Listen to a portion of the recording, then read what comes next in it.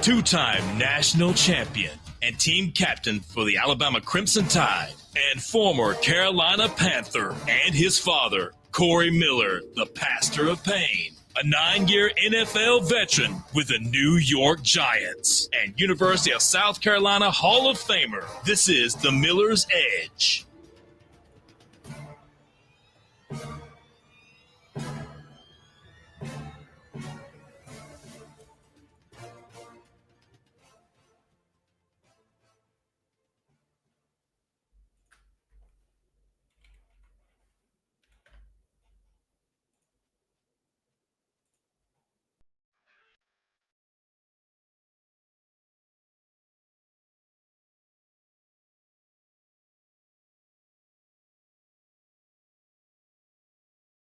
And welcome into this Monday edition of the Miller's Edge, time 100.9, 1230 WTBC. Hope everybody is doing well. Good morning to you, Justin. He just popped up in the chat here on YouTube. Hope everybody had a good Father's Day weekend. I know I'm full, Chase. And by the way, happy Father's Day weekend to you and your family. I should have started by saying that. I hope you enjoyed your weekend. Did you get to celebrate or do anything? I don't think your parents are in town, but maybe you got a good FaceTime in or something like that, Chase? Thank you for saying that, Christian. You too to your family, and Mr. Pastor Payne over there. But yeah, I got to talk to him, my dad after church for a brief minute. It was very heartfelt, but yeah, definitely was nice to hear from my father. That's awesome, man. I'm glad to hear that. I got to celebrate with my dad, Pastor of Pain. You guys are very familiar with him here on the show. He was in town. It worked out perfect. Father's Day is this weekend, and then he also had a golf tournament down in Mississippi, which, don't worry, guys, I've got a surprise from that because he stopped here in Tuscaloosa. As you guys know, we talked about it last week. You know, he drove through, popped up out of nowhere. He was hanging out here, went to Mississippi, went and played in the golf tournament. But per usual, I don't know if you guys know this, but he has a reputation. When he's in these golf tournaments, and they're all like, celebrity golf tournaments, charity golf tournaments, so they're fun, right? Well, he's always going to be on the stage. And let's just say I was sitting here, what was it, probably Saturday evening, Friday evening, I can't remember what day it was.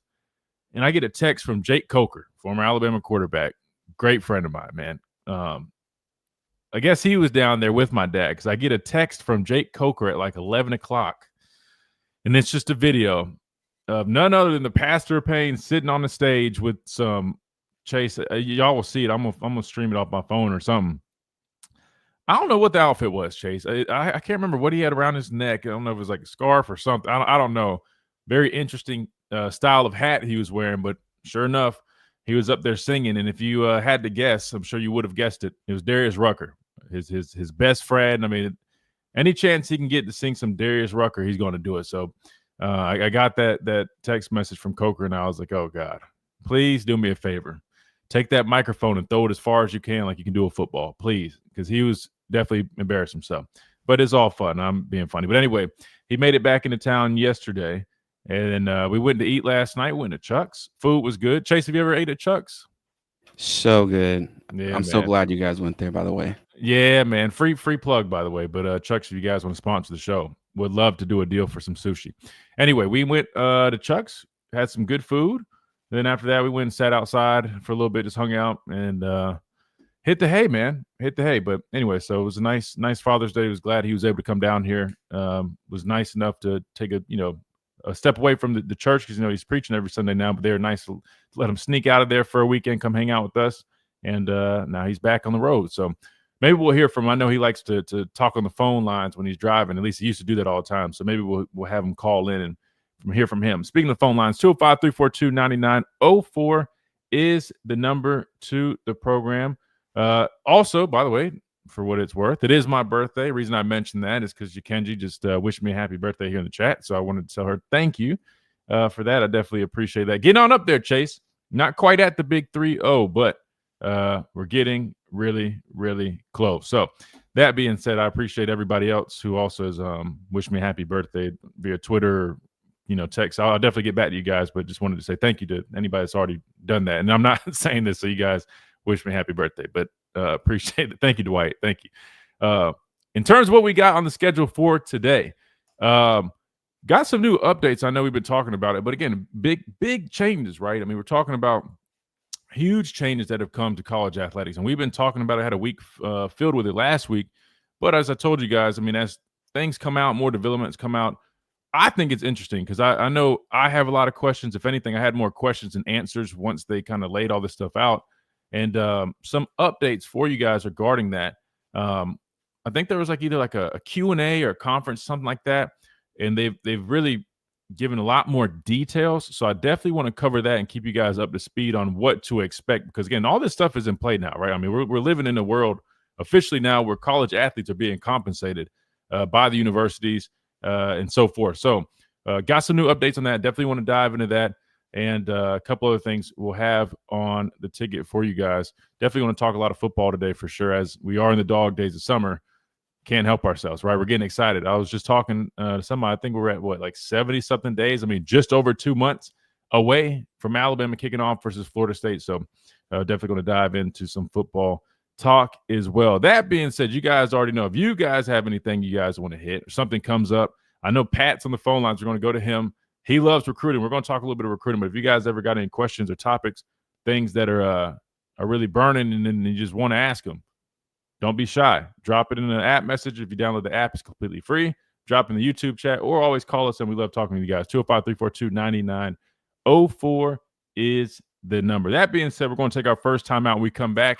We kick things off on this Manic Monday edition of the Miller's Edge. Tide 100.9, 1230 WTBC. Presented by the Good Feet Store, America's arch support experts. We'll be right back.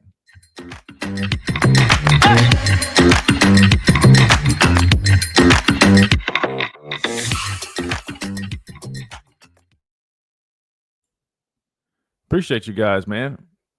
Mike, what's going on? Thank you. I appreciate that. Mike, Justin, Bama, thank you all so much. I appreciate that. Thank you, and Roll Tide. Appreciate that, man. You're beginning to be my favorite Bama show on YouTube now. Oh, man, I appreciate that, brother. Thank you.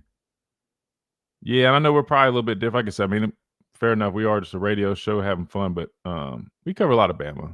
We might not be, full-fledged, 24/7 like some, other people that cover it, but I appreciate that, man. Yeah, we definitely talk a lot about Alabama. But we're not shy. We're not shying away from diving into other stuff too, which is fun. Well, that was the other thing I saw. I don't know if you guys have seen this, but something about a former it's a former Tennessee player that was working with On3, but also as a consultant for the university. Supposedly he's in a lot of legal trouble. But it was interesting. But I'm going to start with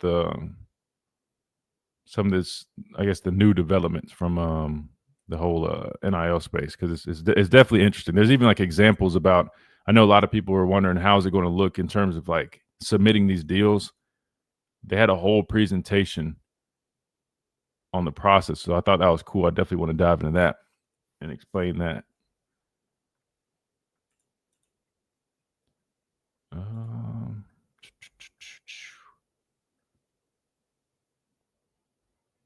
Oh yeah, then there's the other thing I learned about the buyouts.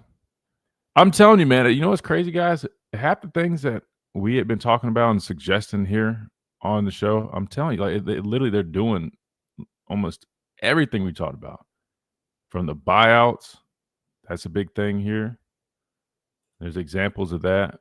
I'll dive into it when we come back on air. Require completion of an online medication. There's a lot of stuff that we talked about that's actually going to happen.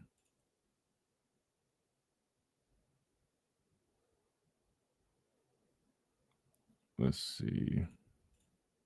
I need to share this real quick. Everybody else in the chat, you guys have a good Father's Day weekend. I hope you guys did. After losing 42 pounds. You just take your shot. It doesn't feel like you're on a diet. What I wasn't expecting it to do was to shut off the food noise. I had gone from 237 to 195. This was life altering. And if I can do it, I feel like anybody can do it. Get your free insurance benefits check in minutes right now at TryLifeMD.com. Nearly 96% of patients said they would recommend the LifeMD program to anyone who wants to lose weight. Get started right now at TryLifeMD.com. That's TryLifeMD.com. Tide 100.9 Tuscaloosa weather. Expect a warm and muggy Monday afternoon with highs in the upper 80s. Scattered showers and thunderstorms popping up as the day goes on. Some could bring brief downpours and gusty winds. Tonight will be humid with a chance of evening storms and lows settling into the lower 70s. Tuesday, more showers and storms, a few early, but coverage ramps up again by afternoon with highs in the middle 80s. I'm meteorologist Bill Murray on Tide 100.9. It's 83 degrees in Tuscaloosa. This is Miller's Edge on Tide 100.9.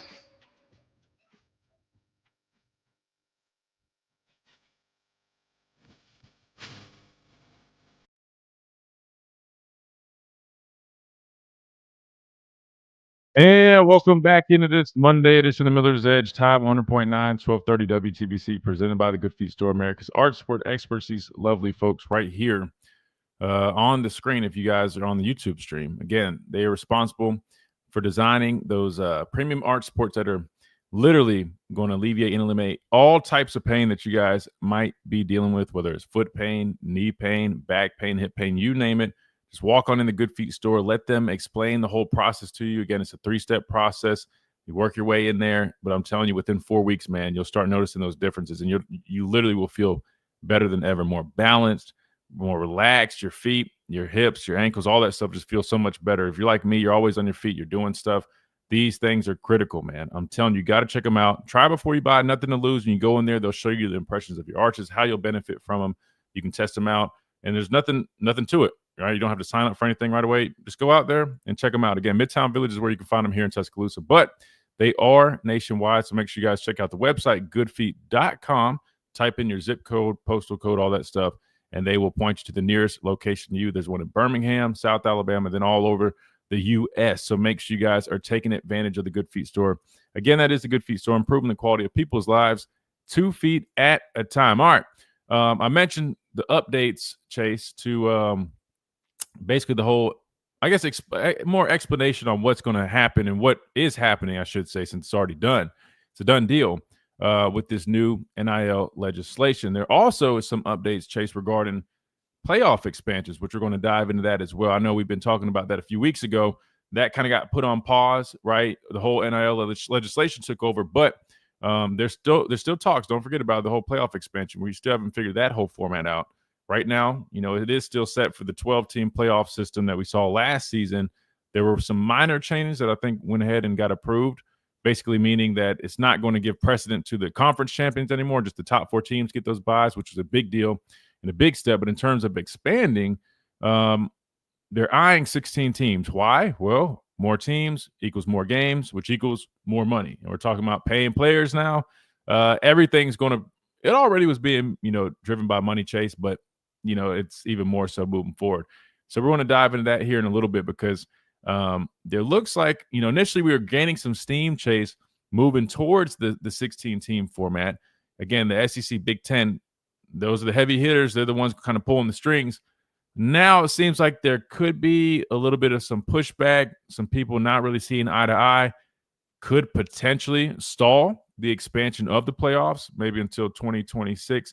We'll have to find out, but I do know there's more meetings and things going on as we speak and moving forward. So we'll keep an eye out on that as that comes up. But I know we got Pat already here on the phone lines, and I don't want to leave him waiting too long. I already told you guys, man, the new rule is when you guys are lined up, we're going straight to you guys. We're going to take a pause from what we're talking about and go to you guys because I want you guys to be able to all get on here. And I don't want to do what we used to do. We're trying to wait and squeeze everybody in. So that being said, we're going to dive into all that talk here in a minute. But first, we're going to talk with Pat, 205-342-9904. Pat, welcome in. Hope you had a great Father's Day. Yes, sir. And I'm glad to see that the pastor was able to get over here and spend some time with his young man. Absolutely. That was, and happy birthday to you, and many more to you, 104. Thank you, sir. 104 would be a nice long life. That's a long time. Hey, if you can get by without any knee pain, but you got that feet deal situated, and I recently got me some orthotics. Mine was about $500, so be glad you got a deal worked out with those people, because good Lord, I tell you what though, but no foot pain, it wouldn't have mattered if it cost $1,000. Yeah, it's worth it, no man. Foot pain. That's I'm right. telling you, No it's foot definitely pain. worth it. Yes, sir. Look, are you absolutely sure that this is a done deal on the $20 million? Because I spoke to an attorney over the weekend, and they said that there were some women that had filed some legal moves, and that this may not be an absolute done deal because of the distribution, that they want distribution equally between male and female. And I thoroughly agree. That's not an option because they don't make it. If you don't make it, you shouldn't get it. But yet, Title IX, all of those kind of things makes it rough on us. Yeah. What do you think? Yeah, no, and we had a lengthy conversation kind of with the Title IX situation, but it was more so on the back pay, the compensation for former athletes, because there is that lawsuit that has been filed on behalf of, I believe it was 8 young women that were former student athletes that felt that they were unfairly, I guess, distributing that $2.8 billion. However, in terms of the $20.5 million that you're referring to, Pat, that is an annual amount that is from the revenue sharing that's going to be taking place. That is official. So there's that's a done deal. That's already a matter of fact. I believe July 1st is the first day that payments are issued. However, what a lot of schools did was they went ahead and they grandfathered all those NIL deals that they had with their guys. They went ahead and they paid everybody up front. So this will be the last year of those, those crazy NIL deals that are coming from the collectives where they're just, what I mean? Like they went ahead and handled that. That way guys were secured. But moving forward, yes, that $20.5 million is official. However, it is subject to be different per school, right? So each school will have to decide how they distribute that $20.5 million. Could you see lawsuits from that? Potentially, sure. Oh, go ahead. I'm sorry. Yeah, I'm sorry, Sid. I'm talking over you. I'm very, very concerned about these basketball powers that do not have football teams. Are they going to be able to form a roster with, say, $15 million strictly for basketball? You're thinking just like I am, Pat. That was my biggest question last week when we were talking about this, because, and I even was asking some people around here, because I'm like, take Alabama, for example. We've got a football team that obviously we're going to pump as much money as possible into it because, number one, that is our brand here. And two, we know how football is religion, right?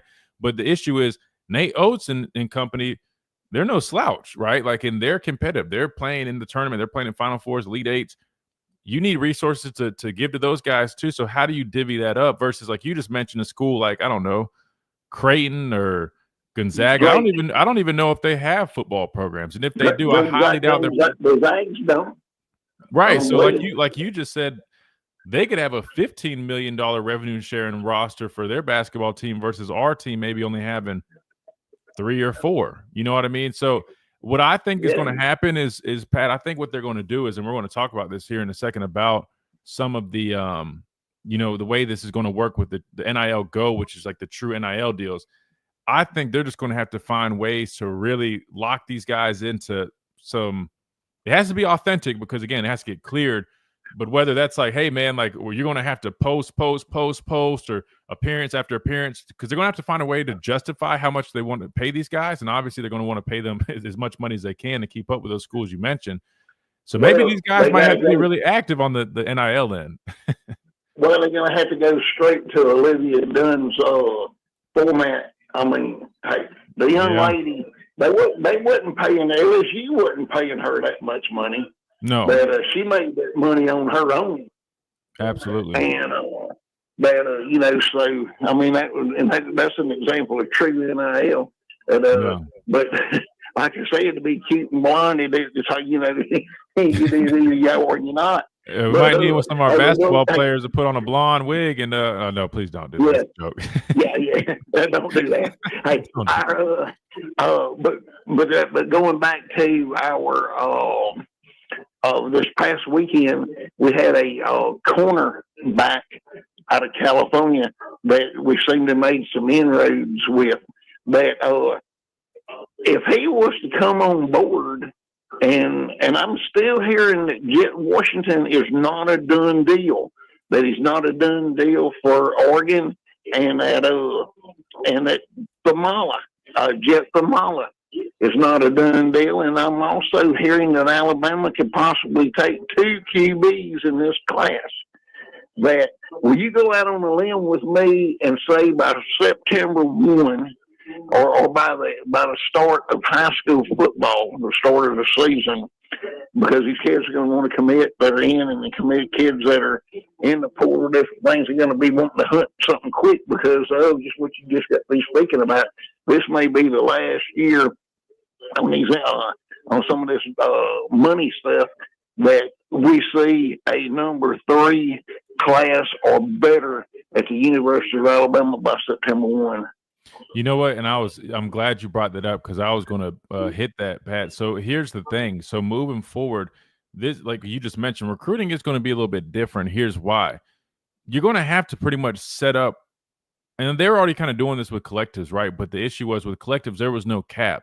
So you could keep trying to outbid people because there was literally no cap to it. You could, if you wanted to keep paying a guy and offering whatever, your signing class could consist of $30 million in NIL money if you had the money to do it because there was no rules. With revenue sharing being the case now, you're literally going to have to decide who you're going to take. And I'll be honest, I know this because I was talking with some coaches, and they already had been doing it with the NIL side of things with their collective because collectives, don't have unlimited money. But now it's even more of an issue because that 20.5 is 20.5. Now, it will gradually increase over the years. And I think by year 10, it's supposed to be around the $30 million range. But let's just look at, say $20.5 million for this signing class. You have to understand, you have to have somebody like a general manager, whoever, to really understand your roster and say, all right, well, we can't, like you just mentioned, maybe bringing in 2 quarterbacks. Well, think about this, Pat. There's only so much money you can offer these guys and really promise them because there is a true cap number now. And so, unfortunately, you're going to have to be a little bit more specific with your recruiting. And I talked to some coaches that literally guaranteed this. Like the days of saying like, how we used to load up on guys just because we were Alabama and guys wanted to come here, it's not going to be so easy anymore because you really are going to be competing with just that cap money. And once you take a guy, say, Jet Washington, who's a top safety who is going to be taking up a big cap number in the signing class, you're not going to have that same amount of money to play with over another guy. So these coaches are going to have to start making decisions. It's going to be tough to try to navigate because you're going to say, all right, we want to take this guy, but he's costing us this. You know what I mean? Like you're going to have to decide where you want to put your money. Some recruiting classes might take up a lot of space with the quarterback. And, you just never know. It just depends on the team needs. But, yeah, it's going to look a lot more like NFL and salary cap. That's literally what it's mimicking, Pat. It's very interesting. What I'm seeing is that there's going to be a very strong possibility that there's going to be a lot of developmental players that fill out a roster that you're not going to see where we laid it down with Coach Saban may have only had a couple of 3-stars in a recruiting class, and you got these really, really astronomical numbers as far as the own 3 or rivals toward the national title of recruiting. That we really may not see this kind of thing. That you're going to have a really good talent evaluator like Corey or Captain Morgan, as I like to call him. You're going to have somebody that's beating the bushes all over the country, not just in Alabama, but all over the country, trying to find these players that people are not willing to come in there and lay $300,000 on, Yeah, and you got to think about this too. I'm afraid you might start seeing, and they've already been doing this.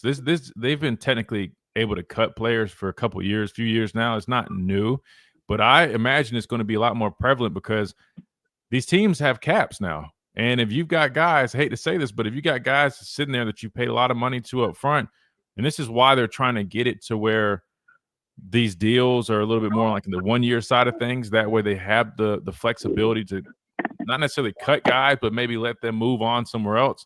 Because you're really going to have to be wheeling and dealing like that. I mean, real quick, the other thing we mentioned with the recruiting, I'm going to put this on the screen so everybody can see it. So one of the first notes of the new details that came out is that schools can begin formally offering high school prospects NIL revenue sharing agreements August 1st of their senior year. So that's what I was explaining in terms of when they're recruiting these guys, like they're going to have these things set up. So these guys will have an idea on what they'll make out of that revenue share. Now, again, you got to remember, you still can get regular NIL deals, and that's where Yay Alabama is going to come in, because they're going to use CTSM and these marketing people that they have on staff to be able to go out and get more deals to, that way it's not only relying on the revenue share. You still are going to see those deals, but it's just they have to be authentic, and we'll talk about what that process looks like here in a minute. But yeah, as you can see, you can officially offer these prospects out of high school starting August 1st, NIL revenue sharing agreement. So going to be really interesting to see how one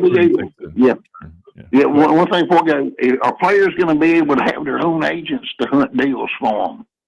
Yes, yeah. That's still all the same. So, are you talking about the revenue sharing aspect, or you mean like regular NIL? Any money out there that's available for them, are they going to be able to have their own agents look for it?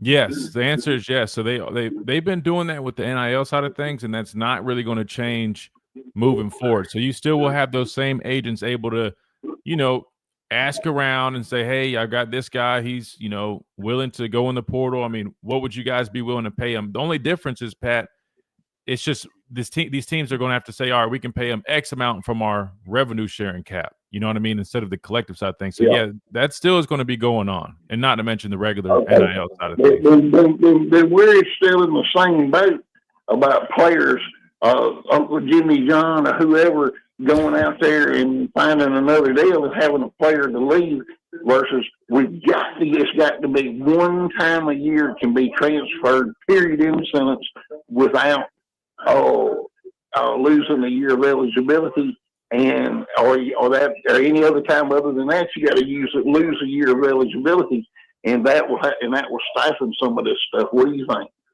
I think so, but here's the other kicker, Pat, and we're jumping ahead, but I don't mind, man, because you're asking the question. So I'm gonna put this on the screen real quick too for our YouTube audience. But anyway, what's going to help limit what you're talking about, Pat, and what you've got concerns about, which is very valid, is that they now are introducing buyouts. So I just put this on the screen here on our YouTube stream. So there's now buyouts, meaning if a guy does say he is being paid via revenue sharing from University A, right? In order for him to just transfer to institution B, there will be a buyout. And not only will there be a buyout, but that buyout will actually count against the revenue sharing cap of institution B. Does that make sense? So basically, say, here's an example right here. Yeah. So if a student athlete signs a 2-year agreement, and that is basically we'll say, for example, $50,000 upon enrollment. January 1st, they make $100,000 of year one. January 1st of year two, they make another $100,000. So in year one, $150,000 will count against that $20.5 million revenue share cap. And then if there's a buyout, as you'd imagine, that other school would have to take on whatever that is in that contract, and that will count against the new school's cap. And there's more. I just don't want to go on too long, but I'll definitely, if you keep listening, I'll talk about it. But there will be buyouts, Pat, and I think that will help slow down some of the transferring if they are under contract for more than a year. But the problem is, Pat, a lot of coaches were leaning towards these shorter deals. That way they could kind of say, all right, maybe it's not working out for a guy. He can be on his way, and they can find somebody else that might be a better fit, better player, whatever the case may be. And they wouldn't have to pay him. Right. Yeah, if it's under one, go ahead. Yeah. Kids are supposed to be student athletes, Corey. I'm sorry, Christian. And you know that getting a degree is a main objective of this. It's not giving them money, and that's where my only issue is kids getting an education. So I'll let you go. But hey, thank you for your time. Oh, thank you, Pat. Man, I appreciate you as always, man. Have a great rest of your day.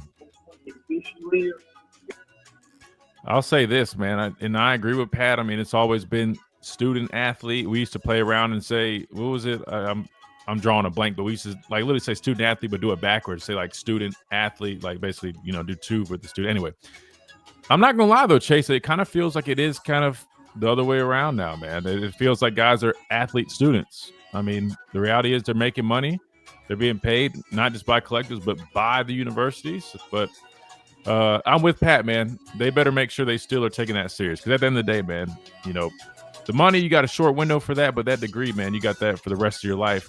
Guaranteed, and that will definitely make sure you're good after football, which is really important. So that being said, we got to take a time out. When we come back, we go back to the phone lines, 205-342-9904. We got Ricky Rose up next, and we'll keep on rolling right here on the Miller's Edge. Tide 100.9, 1230 WTBC, presented by the Good Feet Store, America's Art Sport Experts. We'll be right back.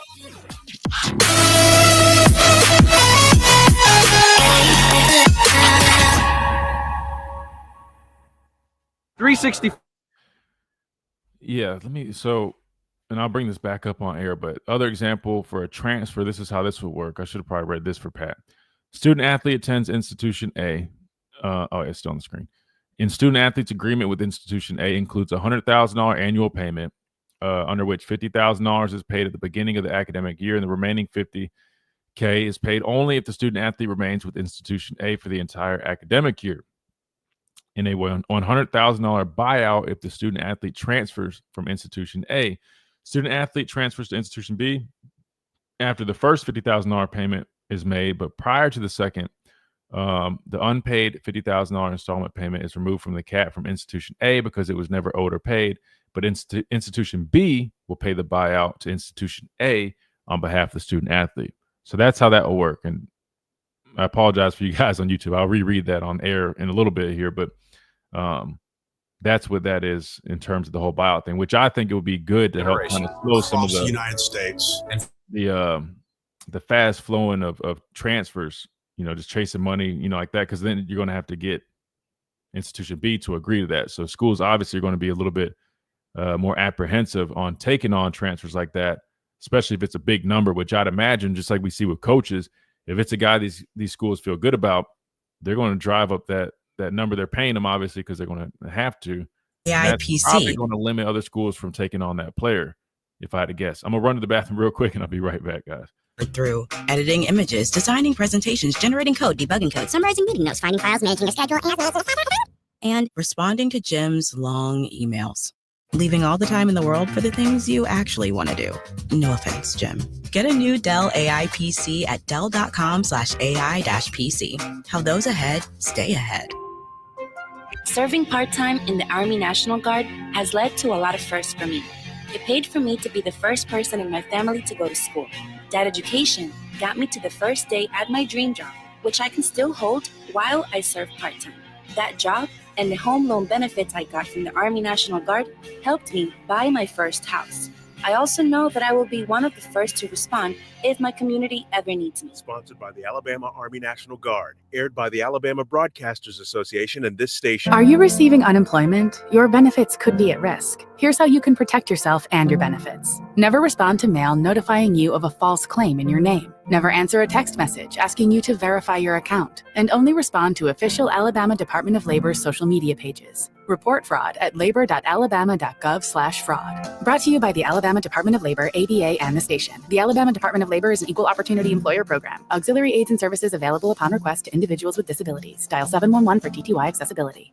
The Alabama Securities Commission protects you from financial fraud. Anyone asking you for investment money must be licensed. You're careful with your money. Fraudsters aren't. Before you invest, call our hotline at 1-800-222-1253 to verify the licensing of the person making an offer and the product. Don't lose your hard-earned money. Learn to protect yourself at asc.alabama.gov. Paid for by the Investor Protection Trust and brought to you by the Alabama Broadcasters Association and this station. Hey, it's Christian Miller, and I want to tell you about our great friends over at Brian Harding Construction. Located in the heart of Tuscaloosa, Brian Harding Construction is woman-owned and strong as steel, a specialty manufacturing firm with expertise in structural steel fabrication, ASME code piping and vessels, CNC machine work, welding, laser cutting, pipe fitting, industrial maintenance, and crane rentals. With a proven track record of over 30-plus years of experience, no one is better fit for the job. For an evaluation, contact Brian Harding Construction today at 205-752-9611. Again, that's Brian Harding Construction at 205-752-9611. From our home base in Birmingham. All right, here we go. About to come back here in a second. What was I about to say? Grub says, Mac is pure. All I know is Got beef guys up Alabama Grove. Says battle is like Penix. We are here for you, aggressively pursuing victory over injury. Learn more at andrewsportsmedicine.com. This is Miller's Edge on Tide 100.9.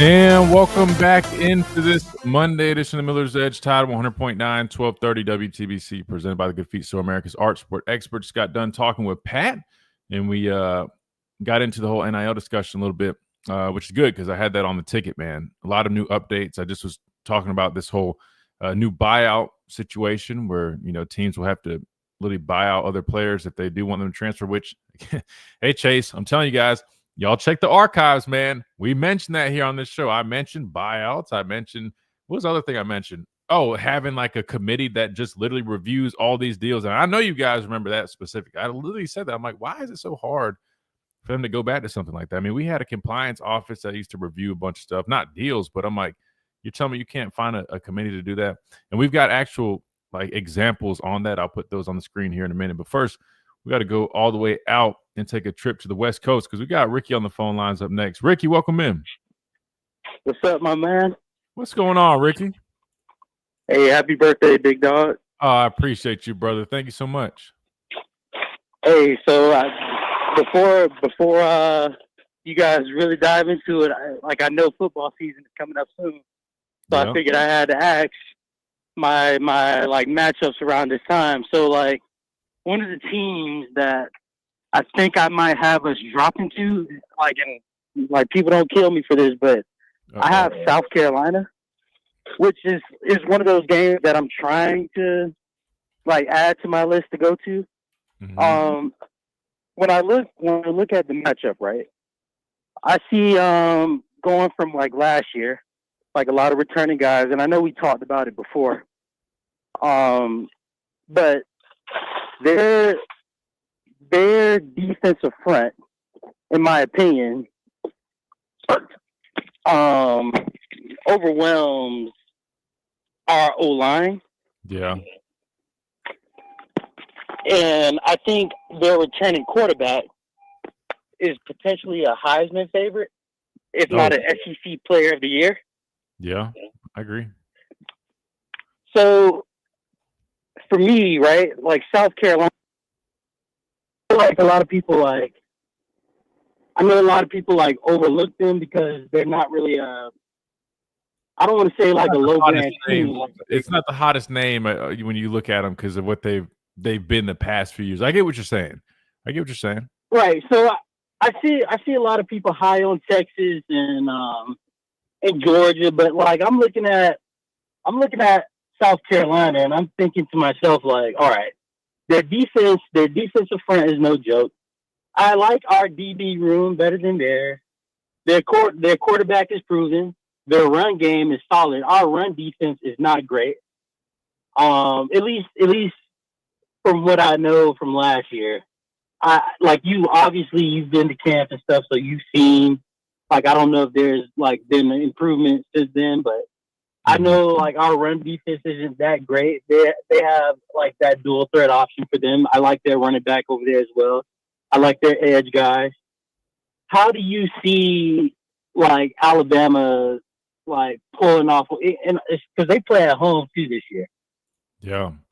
Which I was going to say, if you do get to go there, man, I got a whole hell of a lot of suggestions about places to go and places to eat, man. That's where I was born and raised, down in Columbia, a little bit outside of it. But, I'm going to hit you up for sure because my grandma is in North Carolina, so I think I'll end up being there for a little bit, and then that Saturday I'll end up going to the game.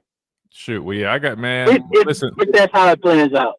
Yeah, listen, there's a place, man, and I wish they had it here. It's called Rush's. It's an old-fashioned like diner, but like fast food / diner. You can sit in there too, but I think it's only a Carolina thing, man. But my childhood is like it consisted of slaw dogs from Rush's, which I know a lot of people like slaw dogs. Probably, what are you talking about, man? Listen, a true slaw dog. I'm talking about chili, onion, slaw, and mustard, man. You can't beat it. And theirs, it's like a staple, but they also have burgers. They had like an Applewood chicken sandwich that was really good. And then they had like this soft size ice cream. And I don't know what something about their ice cream was just so soft and fluffy. I don't know, man, but like you can't beat it. But anyway, you got to stop by there if you go there, man. You can't beat it. To anybody listening, Carolina slaw is not the same as the rest of the country slaw. To anybody like actually listening, it even looks different. Hey man, it's special. So I definitely understand. Understand. But like, check it out. And there's other places too, man. There's a little restaurant, not even restaurant. It's a gas station. It's called Jimmy's Mart, man. This is on my side of town. This is where I'm from. But there's a place called Jimmy's Mart, which is like right near there. And they got slaw dogs, all that. But if you're talking about wanting to get good breakfast, man, you just go get, cheese, grits, all biscuits, everything, dude, man. Anyway, if you go there, trust me, I got you. I got you on all the places to go. My dad, in terms of like nice restaurants, my dad stays eating downtown, nice places. So he's got you. But to answer your question, Ricky, I don't think that's crazy to think that at all. I mean, I'm pretty sure I even said I'm almost I can't remember if I said I have us taking an L there, or I wouldn't be shocked if we did. And here's why. And one, I agree with you in terms of their team. They got a good quarterback. Lenore Sellers, is probably a favorite to be, like you just mentioned, top quarterback in the conference potentially. Definitely going to see him in that Heisman conversation. Big, strong, physical guy. Definitely improved on his accuracy and the turnovers as the season went on. And I think he's going to be even better of a player this upcoming season. In terms of the guys around him, I'm pretty sure Rocket Sanders, who they brought in from Arkansas, he's gone. He's out. But I think they got it. I'm looking right here. Utah State transfer Rasul or Faison, something like that. He's back. And I know that they still have Nick. Is it Nick Harbor, that big athletic wide receiver that everybody raves about? Pretty sure he's still there. And then, like you mentioned, I think last week, their offensive line, I don't know who stayed, who left, or whatever, but they looked to be pretty solid last season.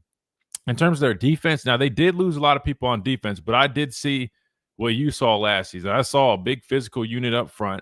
Even like their whole defense, man, flew around. They forced turnovers. Matter of fact, some numbers right here.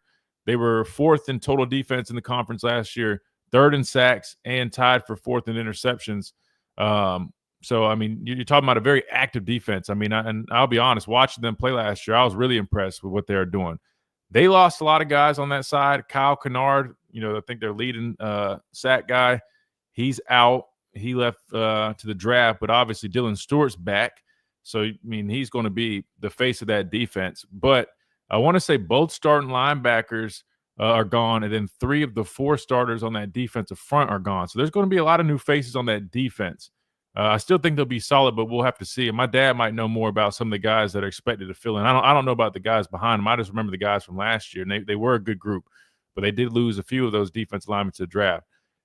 That being said, Dylan Stewart, like I mentioned, he'll be up there. It says Jalen Kilgore. He's back, who was a really good player last year. He had 5 interceptions. And then looks like there'll be some young linebackers that are stepping up. And you might even see a familiar guy in that unit, Ricky. And what's the guy that transferred? The guy from Germany. He was here. He transferred to South Carolina. Justin Okoronkwe. Is that how you pronounce his last name? I definitely could see a guy like him stepping up and being a good player for them. So we'll have to see. But no, I think your concerns are legitimate. I think it's going to be a tough game. And then last but not least, playing in Columbia has never been easy. And it's going to be a tough game. And I think it'll be close. Hopefully we end up on the winning side of it. But I'll be honest, if we end up dropping a game like that, it wouldn't really shock me, just given we're on the road playing there against a solid team, good quarterback, and some other good players on that defense side of the ball. Plus Shane Beamer, man, he's just been doing a really good job there. Well, those guys have bought into him, I think. So, yeah.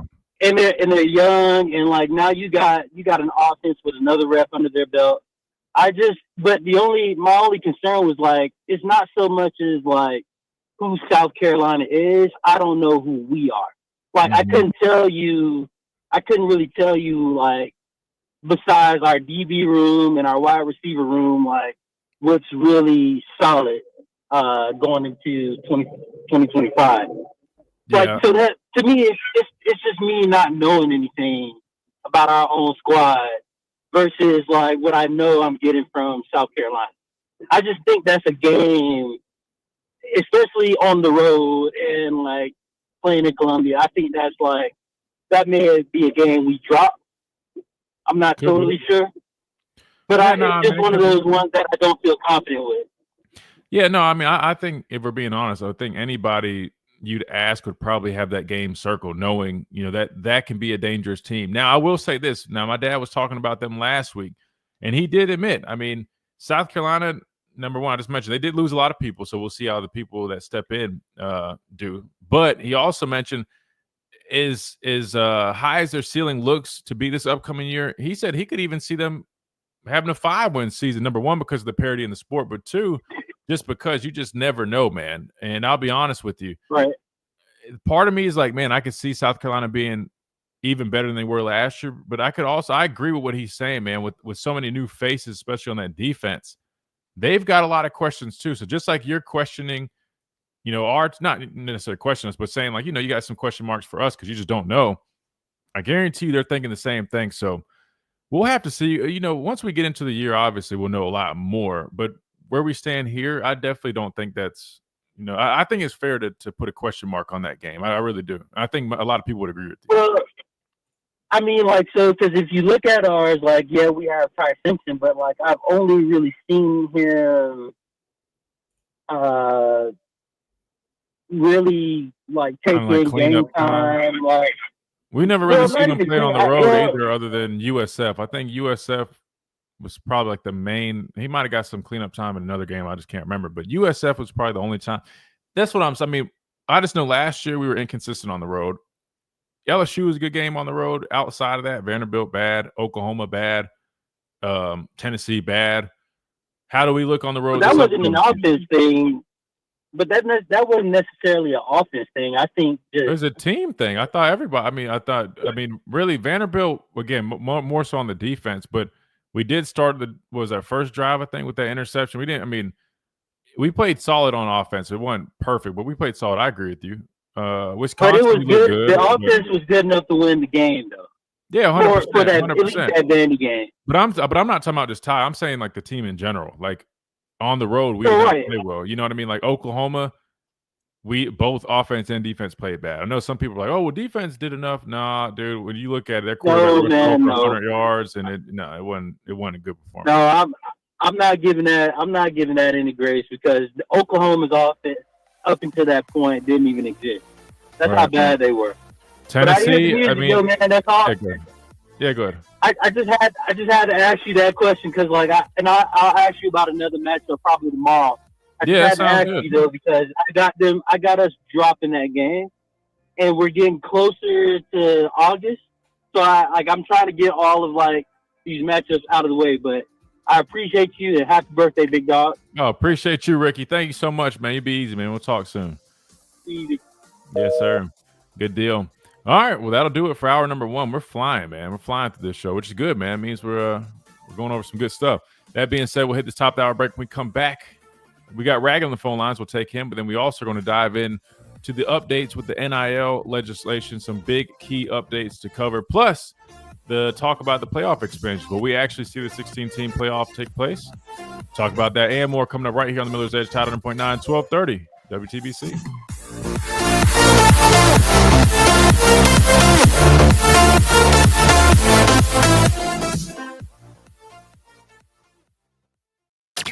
Go inside the Alabama Crimson.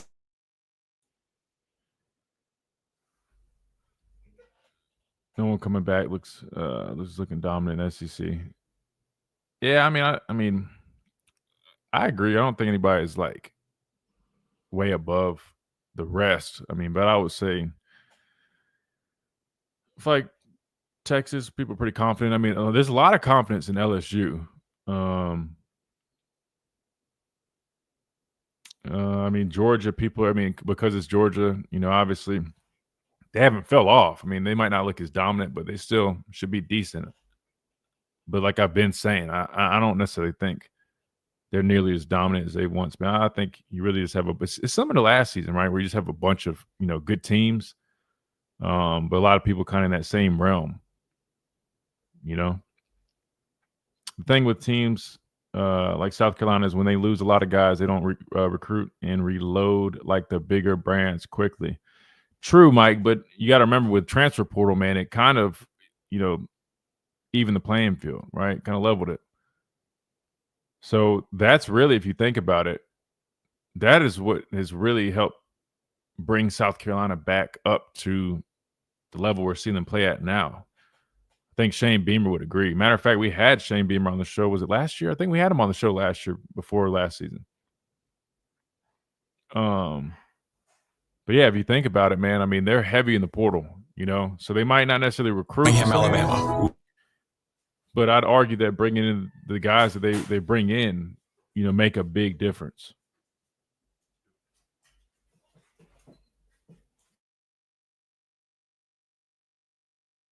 We're here for the coaches, athletic trainers, and mentors who are shaping the next generation of legends. We are here for you, aggressively pursuing victory over. Let's see. .com. Shopping with your parents can be embarrassing. Why would they sell jeans with holes in them? I'm going to speak to the manager. Oh, thank you, Kelly. I appreciate that. Hoodie is Thank you so giving. much. You should get it. YOLO. Thanks to the Chase mobile app, your kid can shop independently while you keep an eye on their spending. So you can go from We can be twinsies. to How was shopping? Saw you stayed on budget. Thanks, Mom. freedom for kids, control for parents. That's family banking from Chase. Account subject to approval. Chase mobile app is available for select mobile devices. Message and data rates may apply. JP Morgan Chase Bank N.A. member FDIC. Hey, it's Christian Miller, and I want to tell you about our great friends over at Brian Harding Construction, located in the heart of Tuscaloosa. So just a preview real quick, guys. And by the way, appreciate everybody in here hanging out with us. If you haven't, man, make sure you guys like the stream, like the video. That always helps us out. Subscribe if you haven't. Again, we do this Monday through Friday, 11 to 1. You guys know the drill. But in terms of this playoff thing, just to preview it real quick. So what was gaining momentum, remember, was like the automatic bids, and we kind of talked about that, right? Basically meaning like the SEC would get 4 automatic bids, Big 10 4, ACC 2, I think Big 12 2. But it seems like apparently that might be losing some steam, which Sending my family to I'll be honest with you, man. I wasn't really feeling that so much. I know it's nice to say, oh, 4 SEC teams get automatic bids, but I'd rather just be just the just top teams, man. Just top teams. The SEC will have plenty of teams in the top, if my community ever needs 16, 15, whatever it is. Alabama Army National Guard. Because they're always by the Alabama Broadcasters or not Association one, and this whatever. station. Are you receiving Group of whatever school that gets in there? But that's how I would do it personally. And it seems like it's slowly shifting back to maybe leaning in that direction. From what I've read, a number of SEC coaches actually weren't really feeling the automatic bid thing, which I don't blame them. ABA and the station. The Alabama Department of Labor is an equal opportunity employer program. Instead of trying to limit something, why not just take the top teams? Think about it. We go back and look. I mean, the top. If you just go off the top teams, I mean, you'll have plenty of SEC teams in there, right? I mean, you'll have plenty. But we'll dive into that here in a second. We're about to come back. Win. Tonight will be humid with a chance of evening storms and lows Tristan, I settling appreciate into the that, man. lower Thank you so 70s. much. Tuesday, more showers and storms a few early, but coverage ramps up again by And happy early afternoon with birthday to you, highs in man. the middle 80s. I'm meteorologist Bill Murray on Tide 100.9. It's 83 degrees in Tuscaloosa. This is Miller's Edge on Tide 100.9.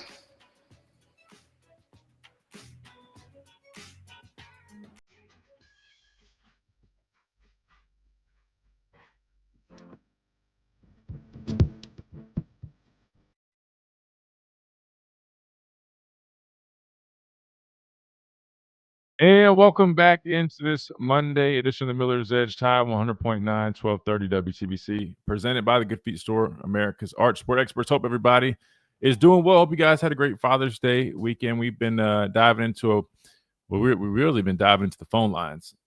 Spoke with Pat, Ricky, about to speak with Ragged, but talking a little bit about some of these updates with the whole NIL legislation. Got some more answers to the questions that we've been having. We'll dive into that here in a second. Plus, some new updates on the playoff expansion, right? A lot of talk about the 16-team format.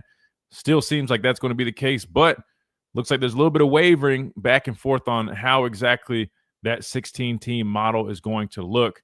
So we'll definitely cover that. I mentioned that here on the stream during the break with the everybody hanging out here in the chat that initially the 16-team model, but with like the automatic qualifiers, was gaining steam last time we talked, right? And then that was like the 4 automatic SEC bids, 4 Big 10, 2 ACC, 2 Big 12, or whatever it is, I think, and so forth. But seems like that might be losing a little steam, and maybe we're moving back towards just the top teams and letting them rip. So we'll talk about those different models and what that means here in a minute. But first, let's go to the phone lines where we got Ragged Glory on the lines. Ragged, welcome in. Hope you had a great Father's Day.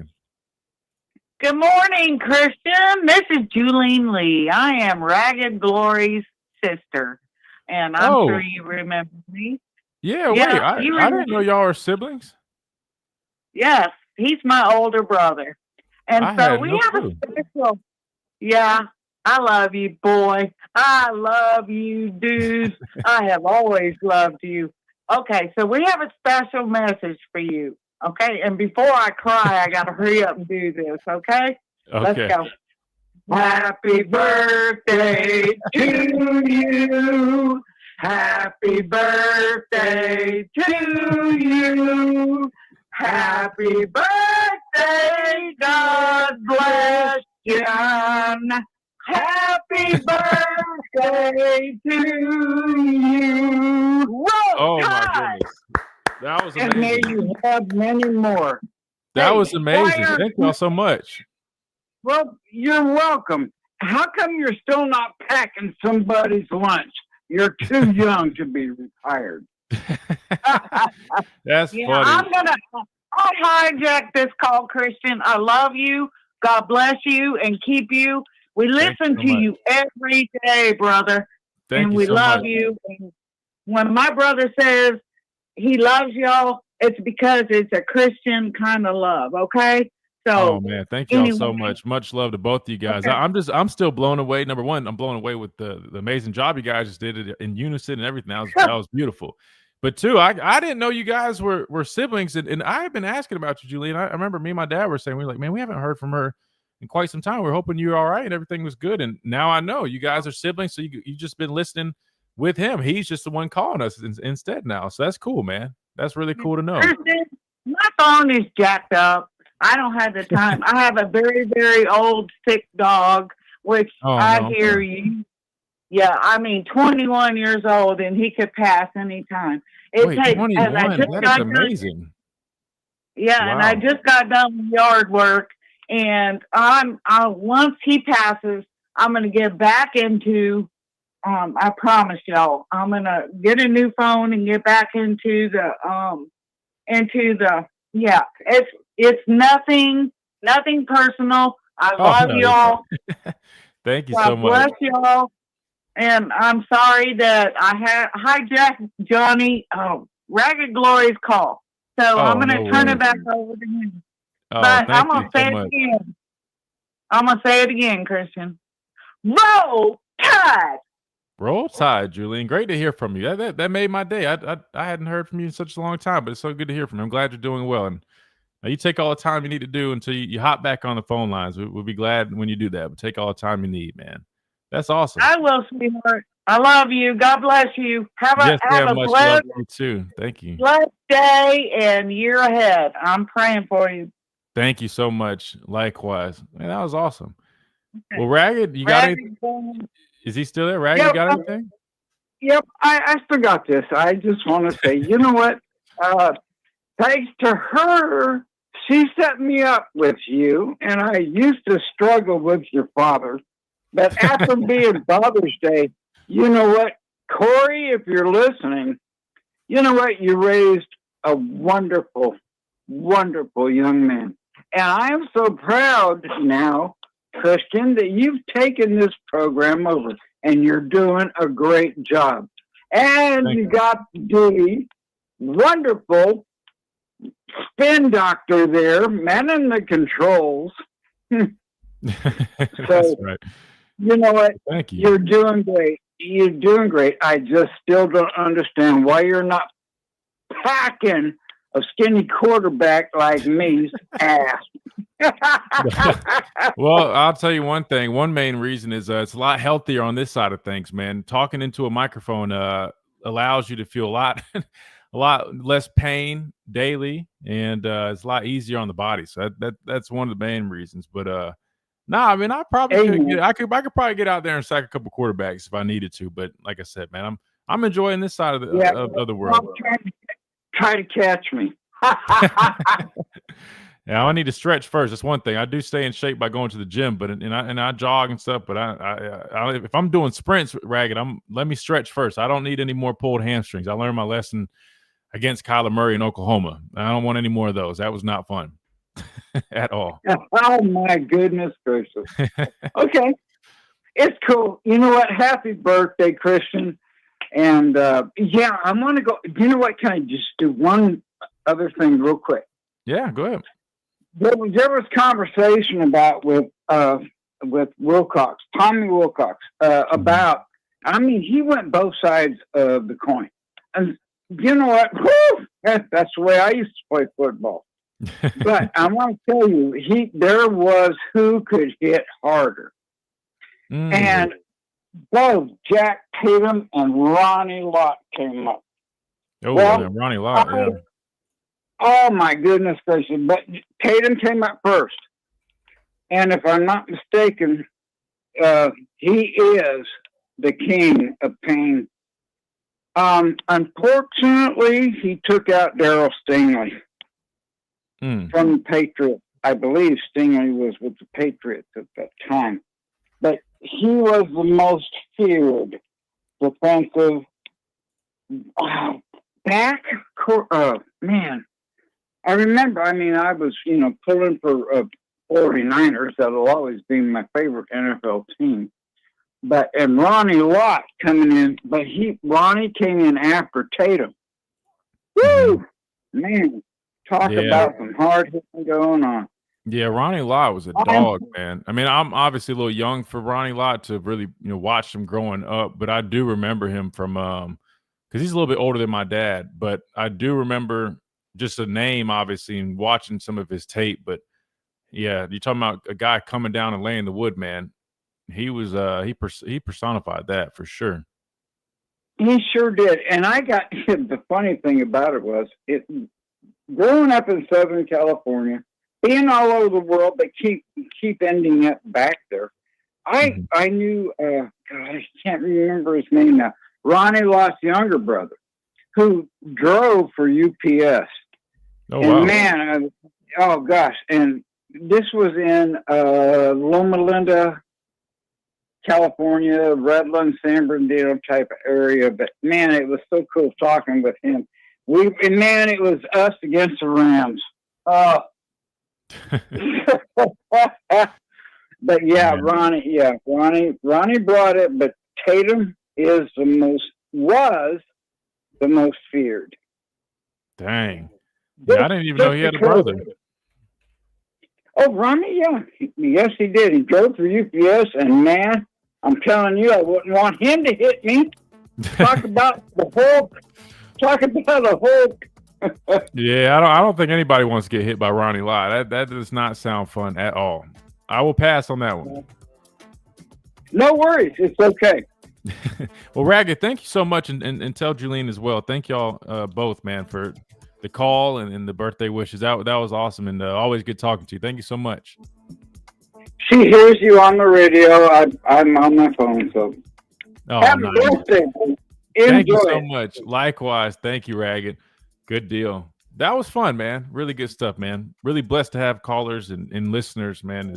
Is special as all you guys, man. Thank y'all so much. Y'all are always so supportive and so kind, and definitely want to let you guys know I appreciate every single bit of it, man. It does not go unnoticed, I promise. Even on other days, I definitely notice all the love and support, so thank you guys.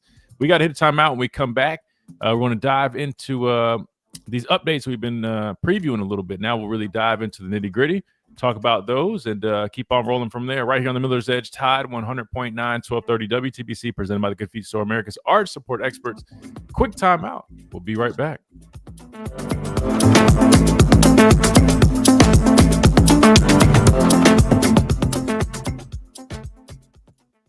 At Tuscaloosa Mazda, they are expanding their showroom to. That was cool, man. W. Ragged and Julene in the chat. Julene, matter of fact, I think was the first caller we ever had on our show.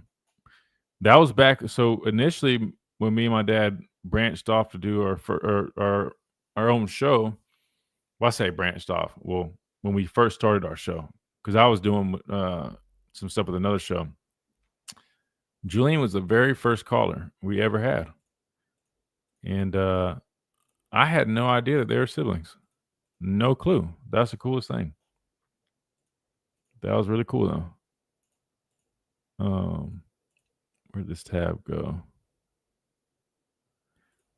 Oh, yeah. We're going to dive into... Wait, there's an article about Eddie Conyers. You guys familiar with Eddie Conyers? Practice ref, who's been here for... Man, I don't even know how long. This is Eddie, though. I got nervous, so I saw an article about him. I said, oh, he's a little older, but yeah, he's still out there, man. Look at my guy, Eddie. That's amazing. That's a blessing. But what's the article about? He's 97 now? Wow, that's crazy.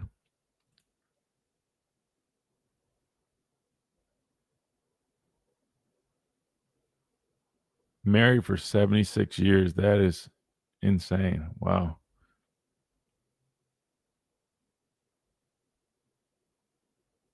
Okay, so they're just covering them. All right, good. I was worried, man. Yeah, he's a funny dude. Okay, I was worried. I was like, oh no. So what is this about?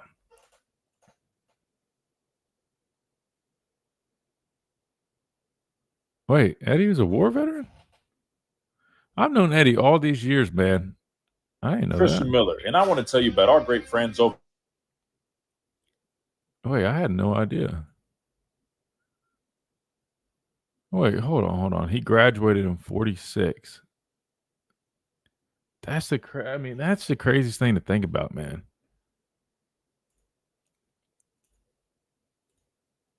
I need to just sit down with Eddie and just ask him a whole bunch. I'm sure. I mean, I've heard all the stories. He's always telling stories, but I would love to really just sit down with him and just ask him about really just his life in general. I mean, like, he graduated from Tuscaloosa High in 46, man. Imagine everything Eddie has seen and experienced, man.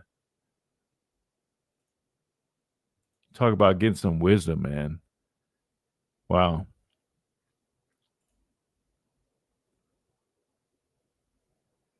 That's crazy, man. Hip jokes for days. Eddie, that's one thing, man. That's guaranteed with Eddie Conyers, man. He's going meteorologist. He's going to make some jokes, man. It's 86 degrees in Tuscaloosa. Coach would be ripping him. This is Miller's Edge on Tide 100.9.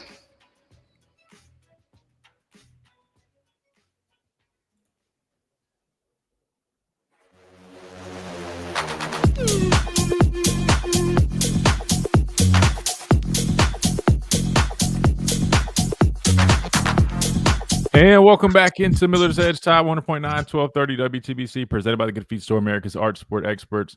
Chase, we got the EDM music going today. I feel like my brother's spinning, man. He's a big DJ and definitely is always mixing and kind of got that vibe to it. I like it. All right, so we're freed up on the phone lines. We've had some great calls today. Appreciate everybody's been calling in. Again, 205-342-9904. You guys are always welcome to keep calling, but now that we're freed up on that, we're going to dive back into some of the talk that we've been talking about with the whole NIL space and what's been going on there and the playoff expansion. So now we're going to get into the nitty gritty. So in terms of some of these updates, Chase, por donde empiezo? Where do I start? So I definitely want to start here, actually. So here's a tweet. Ross Dellinger, I guess he's or Dellinger, however you pronounce it.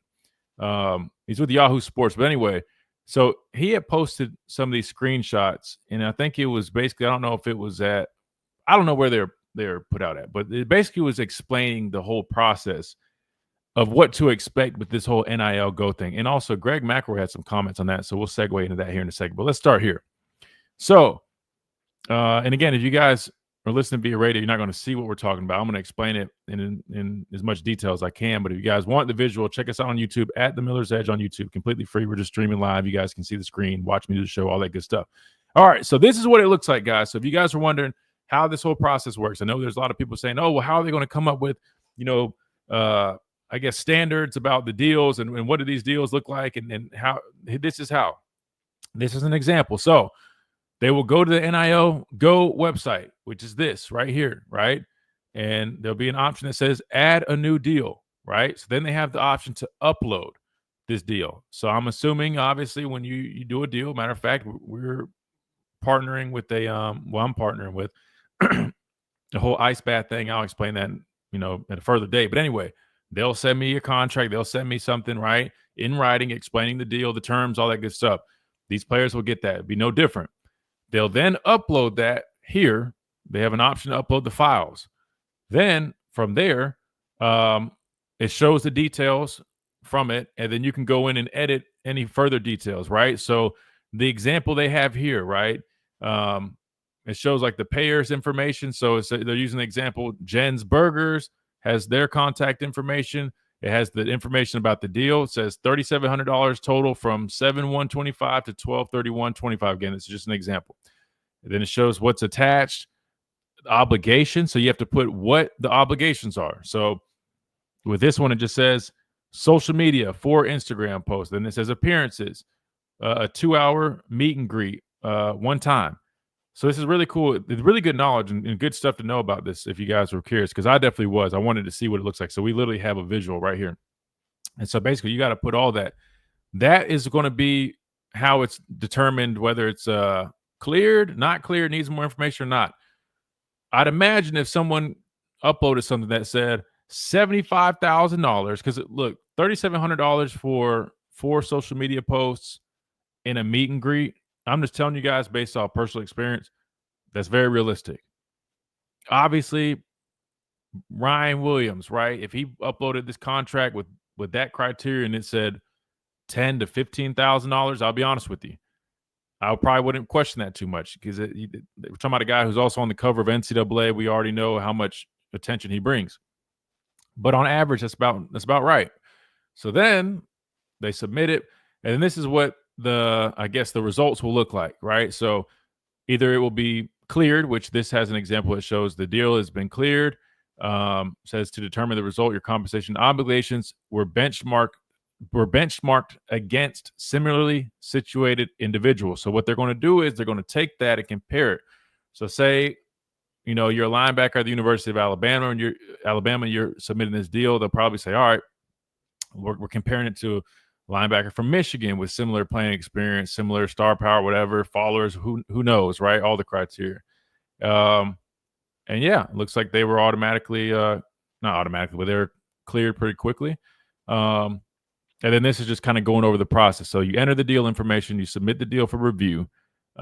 Step 3, you complete the payer verification, analyze, the deal is analyzed, and then it will either be cleared, not cleared, or I guess further reviewed, and you can kind of edit some stuff or figure some other stuff out. So that being said, to me, Chase, that whole system makes sense. It's something that they should have been doing. Obviously, that wasn't the case because we knew collectors were just paying guys. But with this system, I personally think that's solid. Now, I haven't read Greg McElroy's comments on this NIL Go system. We're going to go read this now because I'm curious what he was saying.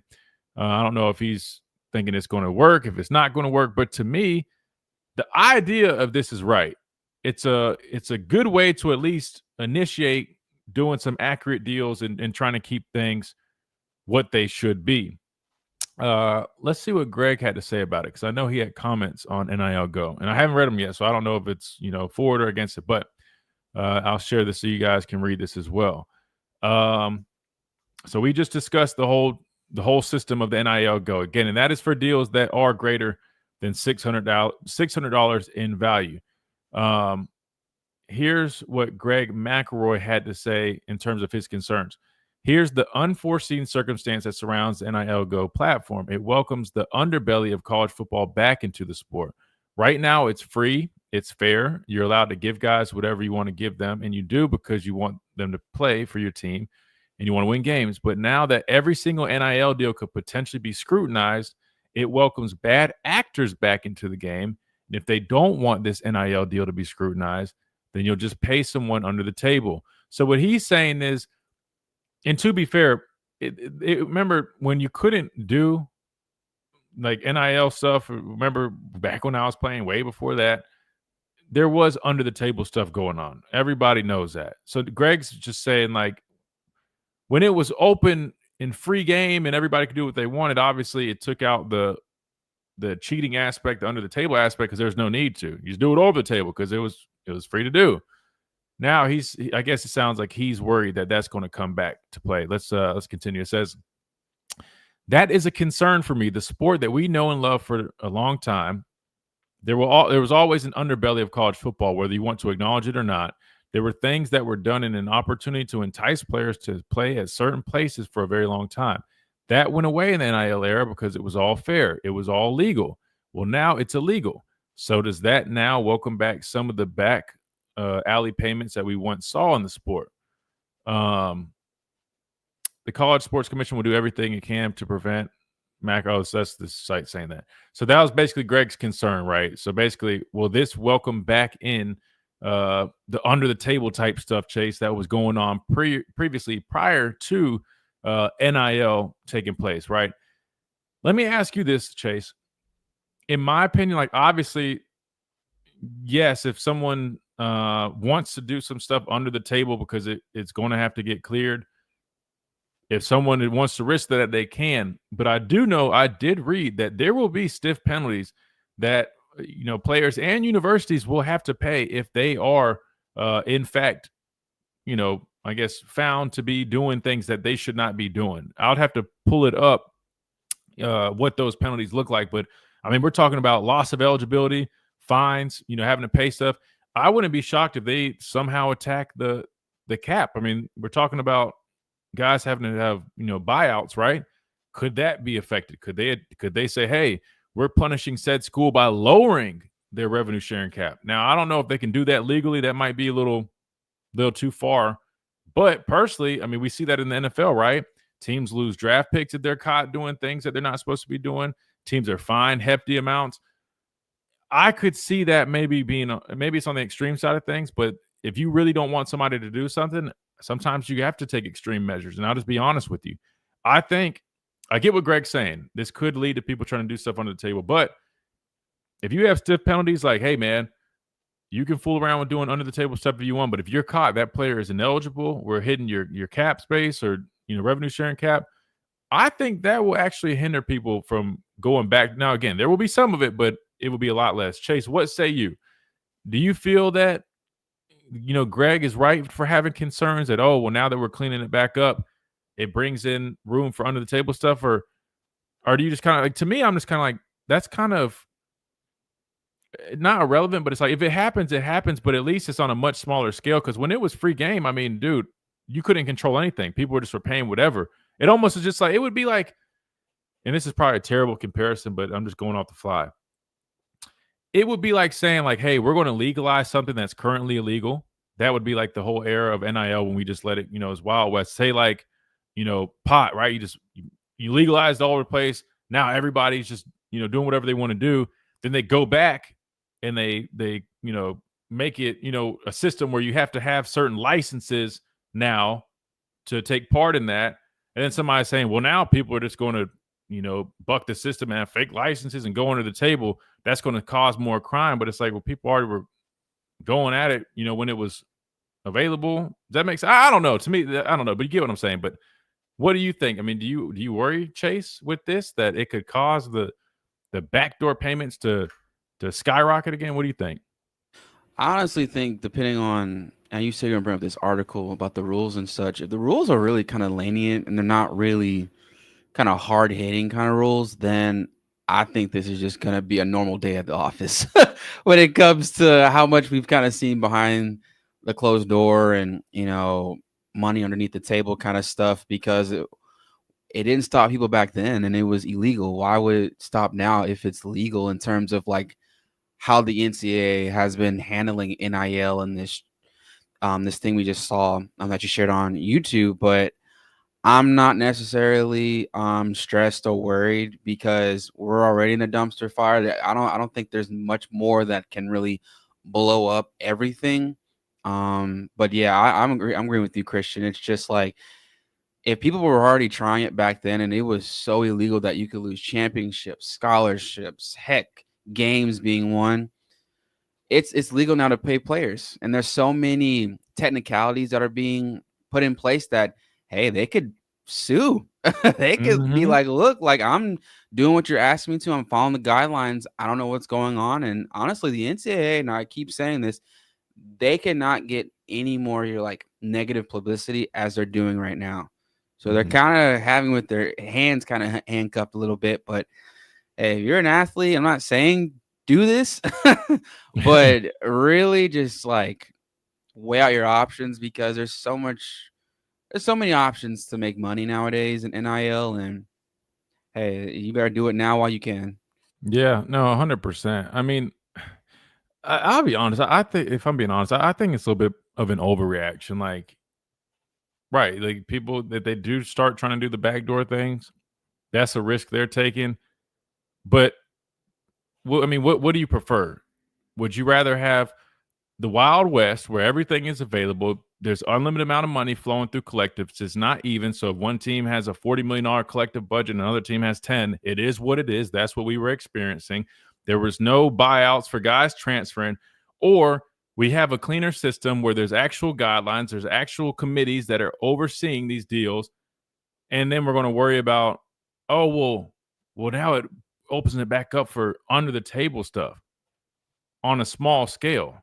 You know what I mean? Like, I feel like, in all respect to Greg, I'm not trying to knock the guy. I'm just saying, like, I feel like it's almost searching for concerns. You get what I'm saying? Like, yeah, people probably will try to do some under the table stuff to try to say maybe, all right, well, the cap is what the cap is. We need to find ways to pay guys. Let's go back to finding ways under the table.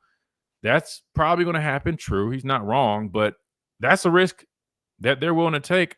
That's on them. If they get caught, I'm telling you, man, like just make the consequences tough. But like you just said, to be fair, the consequences were tough back then, and it definitely went uncovered for a while. So I don't know. Personally, I would rather choose the latter, which is, or I can't remember which one I said first. I'd rather choose what I said, where it's like we've got guidelines, we've got oversight, we've got more parity.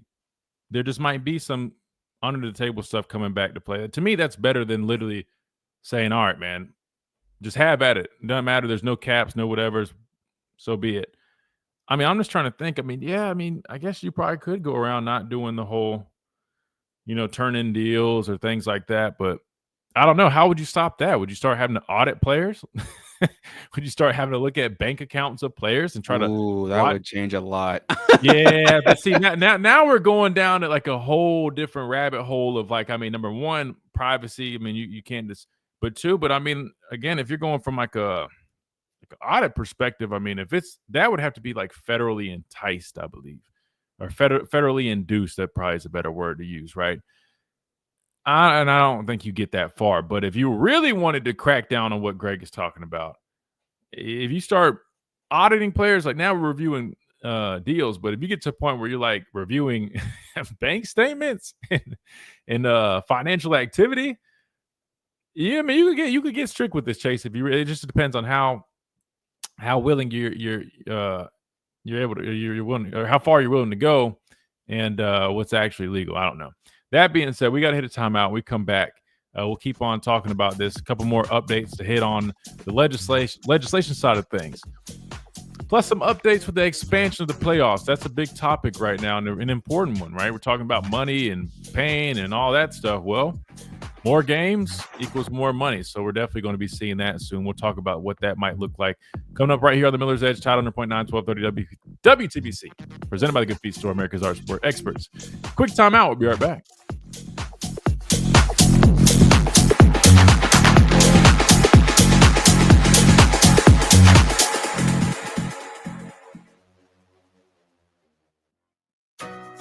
Stop by Sherwin-Williams and get 30% off select paints and stains June 13th through the 23rd. It's the perfect time to transform your space with color. Refresh your home inside and out with colors that make every space feel brand new. It's your birthday. Do what you want. Oh, I'm just chilling. Yeah, we're just chilling. And don't worry about being late. It's all good, man. Like you said, better late than never, right? We took calls most of the first hour, but had a lot of good conversation about some of this legislation stuff and all that. But I appreciate you being here, Southern. See, this article's so long. I don't want to just read through all this, but that does give a lot of details on kind of what we're talking about. I'll probably summarize it. Birmingham, Alabama. We are here treating patients from every generation Across the United States. and from around the world. We're here for the rookies and the dreamers, trying to make a name for themselves. We are here for the achievers who are resilient and won't take no for an answer. We're here for the coaches, athletic trainers, and mentors who are shaping the next generation of legends. We are here for you, aggressively pursuing Victory over injury. Learn more at andrewsportsmedicine.com. Hey, it's Christian Miller, and I want to tell you about our great friends over at Brian Harding Construction. Located in the heart of Tuscaloosa, Brian Harding Construction is woman-owned and strong as steel, a specialty manufacturing firm with expertise in structural steel fabrication, ASME code piping and vessels, CNC machine work, welding, laser cutting, pipe fitting, industrial maintenance, and crane rentals. With a proven track record of over 30-plus years of experience, no one is better fit for the job. For an evaluation, contact Brian Harding Construction today at 205-752-9611. Again, that's Brian Harding Construction at 205-752-9611.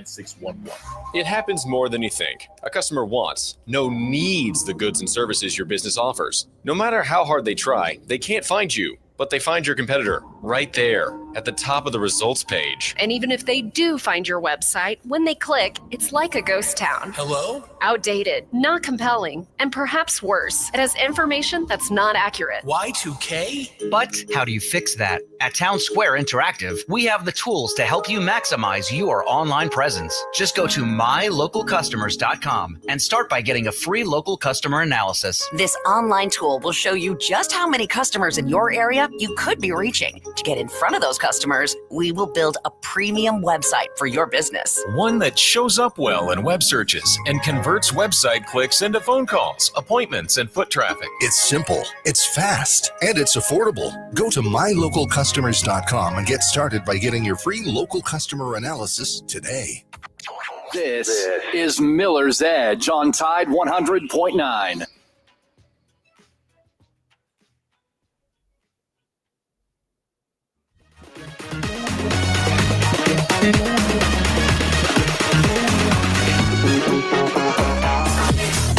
And welcome back into this Monday edition of Miller's Edge. Tide 100.9, 1230 WTBC, presented by the Good Feet Store, America's art sport experts. But don't forget about our friends over at R&R Cigars.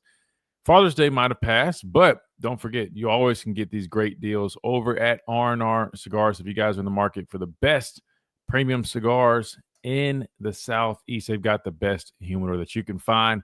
They got great deals on the website, rnrcigars.com, 20% off any 20 cigars. Plus, you can always build your perfect selection, mix and match any 20 cigars to suit your taste. Make sure you guys check them out. You can do that right there on the website. Plus, even better, if you're in person, you can head on over to R&R Cigars, 2703 Gary Fitz Street, where you can personally sit down and choose your cigars from their humidor. They've got over 160 bourbons that you can also sip on, drink responsibly. Plus, wraparound porch at the mansion. They've got TVs throughout. You can watch your favorite sporting events. You can't beat it if you guys love sports, love a nice stick, love a nice drink. Make sure you guys check out R&R Cigars. Again, that is R&R Cigars, the official cigar provider of Alabama football since 2014. All right. Back to a couple more of these updates real quick. So schools, and we mentioned this earlier with Pat, but again, to recap, schools can begin formally offering high school prospects NIL revenue sharing agreements August 1st of their senior year, but they cannot sign them until the standard signing days for now. Athletes must remain academically eligible, meeting progress toward degree standards to continue being compensated. That's a big thing. And the reason I bring that up is just like Pat mentioned earlier, man. Obviously, getting your degree should be the most important thing. And that right there will be a big, I guess, I don't know, a big reason for why guys need to make sure they're locked in their schoolwork, right? A lot of people probably were concerned, hey, man, now that they're getting paid, guys might just say, I don't care about the whole academic side of things. But if you're not academically eligible, number one, I don't think you can really even play. But two, you're not going to be compensated. So it's a double whammy. So that will definitely encourage those guys to take their academics serious. Athletes' contractual buyout, as you'd expect, will count against the acquiring school's revenue sharing cap. We mentioned that. A player suffering a season-ending injury cannot be replaced mid-season, which is a good thing. Public companies can and will be deemed associated entities during the NIL Go clearinghouse process if they meet the definition as reported in the past. So, seems like we got some good stuff brewing there, Chase. I think what stood out to me, too, was the season-ending injury thing with the players. I mean, it's probably a good thing. Protecting guys. We know in the NFL, man, I mean, it's a business. They got a saying, you can't make the club if you're in the tub, which is definitely very true. So good to see that, those players have that type of protection. In terms of the public companies being deemed as associated entities, I'm not too sure. I don't know if that means like once they're approved, it makes the whole process a lot quicker just because they're a known and trusted company. I feel like that's kind of what that's getting at. I'm not entirely sure, but I feel like that might be the case. Chase, is there anything I know we've covered a whole bunch. I'm just trying to think. Is there anything you could see maybe being an issue still or something that could come up? I know we talked about maybe bringing back the under the table stuff, but the buyouts I thought is, to me, I think that's a really good thing to help slow down the whole transfer thing. I mean, we saw the academically eligible thing that has to be, in place for you to get compensated. Injured players are protected. They can't just be replaced. Can't just, drop a guy because he's hurt. Is there anything that when you look at this, just to put a bow on it, because we're going to dive in the last segment, we're going to talk a little bit about the expansion stuff. Anything that stands out that makes you worry that this still doesn't seem good enough, or this doesn't seem to be the right deal? Maybe we need to look at changing something. Anything that stands out, or you think everything so far for what they have now with the whole NIL legislation seems to be pretty solid? Anything that comes up? Chase, can you hear me? He might have ran out. Christian? Yeah, I got you. Yeah, There no, you're good. I was just asking if anything came. Oh, did you hear me? Yeah. My bad. I think there's a connection a little bit, but I think the whole high school athletes being paid, that scares me a lot, because only you can imagine, like when you were in high school, I was in high school, and we were just trying to like for you, for example, like you were just trying to get seen, like you were trying to make it for your career and what was going on. Money obviously would have been nice, but I don't know, like at a 17, 18-year-old trying to navigate what NIL and money now, especially with so much, like I said earlier, so many details that are not even being covered, which will probably be revealed week after week after week after week. And I'm afraid that it's going to distort a lot of these high school prospects who are already going through so much hell trying to figure out, like, because things can change at any moment, right? Like an injury. You spoke about it earlier. So many things that we don't see. So I think adding money into it so early can really kind of change kind of their thought process a little bit, because your football is such a demanding sport, same as basketball, same as soccer. So I just feel like they're not really mature enough to have that money yet. Maybe invest it, because you're a big proponent of that and really kind of saving your money. But heck, we've seen it with freshmen nowadays. They get Lambos, buying condos in Miami, taking trips to Bora Bora. It's not even like, come on. It's not even like it's just the norm now. So could you imagine a high school senior they're on the top of the world, and they're about to go with their friends down to Miami, spend all that money, and then not even start their freshman year. So I just feel like it's setting these high school prospects for failure, and it's going to be a downward slope if they don't fix this quickly.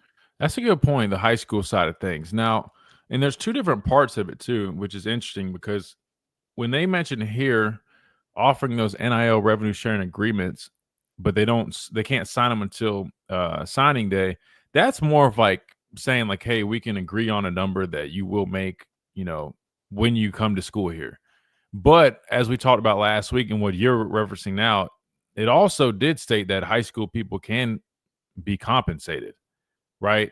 I don't know I think that was more on the NIL side of things, but still, we just heard Kirby Smart talking about guys receiving $20,000 just to be committed to a school, which is nuts to think about. Now, granted, he mentioned they do try to go after that money if something changes. They better hope that they got some good lawyers and some good contracts that they're writing up, which I'd imagine would be the case. That's a good point. I forgot about that whole deal, and I think you're 100% right on that. In terms of real quick, I just wanted to mention this in terms of how other schools, I know we talked so much about Alabama, but how other schools are kind of viewing this whole model with the legislation being passed. Here's what Arkansas AD Hunter Yurachek had to say regarding this whole deal. He said, to give perspective, our operating budget for this fiscal year, which runs through June 30th, was about $175 million. We projected $175 million in revenues and $175 million in expenses. We will balance the budget to zero. But now, entering year 25-26 on July 1st, we've got to share an additional $20.5 million with student athletes. So that adds a new $20.5 million expense line. Just like that, a perfect balance sheet turned into a $20 million black pit but Arkansas didn't flinch. They went to full war room mode and made a big time $20 million sacrifice. Oh, that's the article saying that. Wait, I'm kind of confused. And so this is back to what the AD was saying. And so if you just take this fiscal year that we're going out, and you had $20.5 million, I've got revenues of $175 million, now expenses of $195 million. Okay, so now I'm operating at a $20 million deficit, and I have to give a lot of credit to our staff. We've had to make a lot of sacrifices as a department. That way, one of our employees will receive a pay raise this year. Let's see, because it's going back and forth between like what he's saying and what they're saying, but let's just keep reading. That's when the real grind began, but rather than jacking up a ticket price or doubling the cost of stadium pretzels, Arkansas looked inward and went on to make an internal sacrifice.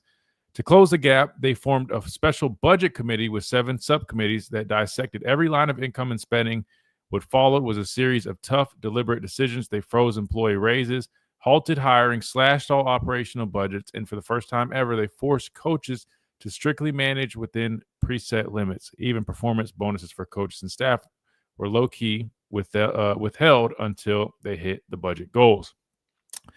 These sacrifices were structural, signaling the department's commitment to shared responsibility. Instead of passing the cost directly to the public, the staff and leadership took the hit first, showing fans that the athletic program is willing to tighten its belt before asking others to chip in. So what does that mean?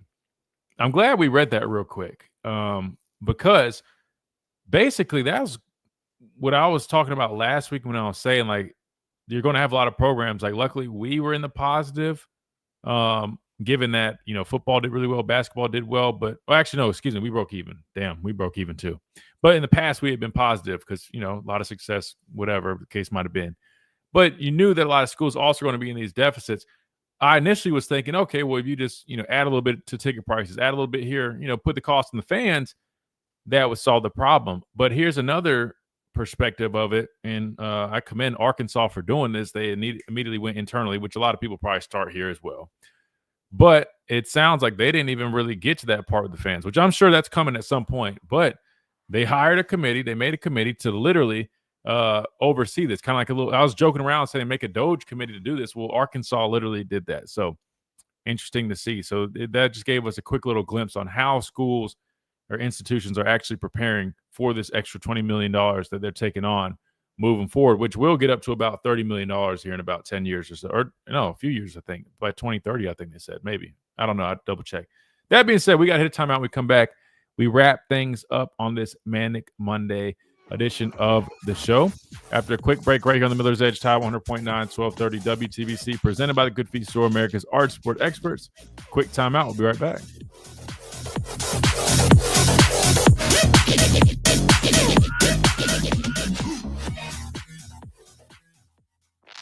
Coming up on The Game with Ryan Fowler. Coming up.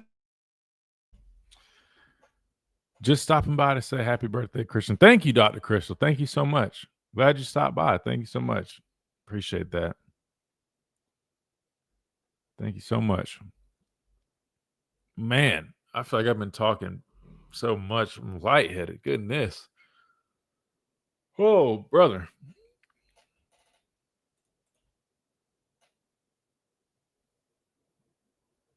Thank you, Jaisha. I appreciate that. Thank you so much. I really appreciate that. Hopefully you're able to get out of that strawberry patch. I still didn't forget about that. I was going to ask you if you were able to get out there. I guess it rained a little bit again this weekend, though. Oh, excuse me. Oh, man. I'm tired, boss. I'm tired. Chase, that's the other thing I was going to tell you, man. When you do really pick up on your Spanish, man, take breaks. Please take breaks. Don't be like me. Goodness, dude. I think I've literally got to a point I'm like, I need to take a break from Spanish. Oh, yeah, good deal. Yeah, we'll have to catch up tomorrow for sure.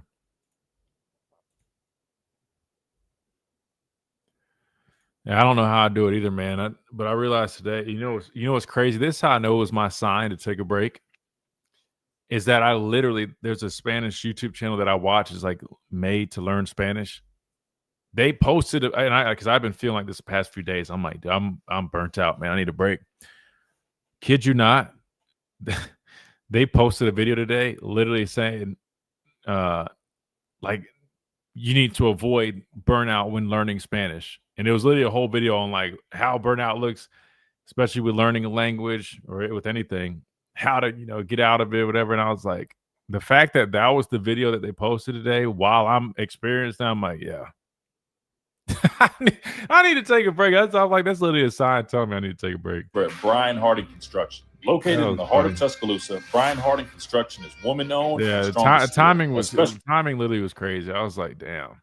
Steel fabrication, ASME code piping and vessels, CNC machine work, welding, laser cutting, pipe fitting, industrial maintenance, and crane rental. With a proven track record of over 30 plus years of experience, no one is better fit for the job. For an evaluation, contact Brian Harding Construction today at 205-752-9611. Again, that's Brian Harding Construction at 205-752-9611. $5,000. That's the average amount of money people in the U.S. are now spending on gas in a year. $5,000. That's crazy. If you drive, you have to download Upside, the free app that gives you cash back every time you get gas. That's right. You can earn real cash back with Upside just by buying the gas you're already buying. You can literally start earning cash back today. I use Upside every time I fill up, and I've already made around $300. You're putting gas in your car anyway. Why not get real cash back? If you like free money, download Upside. I'm saving the cash I earn from using Upside to help pay for a vacation later this year. Download the free Upside app now to earn cash back every time you buy gas. Use promo code RADIO to get an extra 25 cents per gallon on your first tank. You can cash out anytime right to your bank, PayPal, or a gift card for Amazon and other brands. Just download the free Upside app and use promo code RADIO for a 25 cents per gallon bonus on your first tank. That's code RADIO for a 25 cents per gallon bonus.